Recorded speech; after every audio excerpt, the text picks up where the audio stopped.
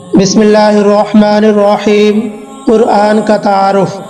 قرآن مجید کی کون سی سورت کا نام دھات کے نام پر ہے؟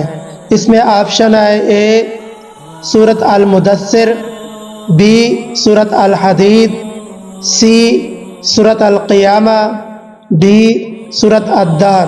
تو آئیے اس کا درست جواب جانتے ہیں۔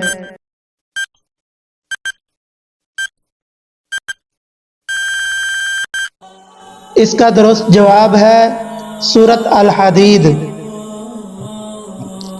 قرآن کریم کی کون سی سورت کو عروس القرآن کہا جاتا ہے؟ اس میں آپشن ہے: اے سورت البروج، بی سورت الرحمن، سی سورت الکوثر، ڈی سورت الکہف۔ تو آئیے اس کا درست جواب جانتے ہیں۔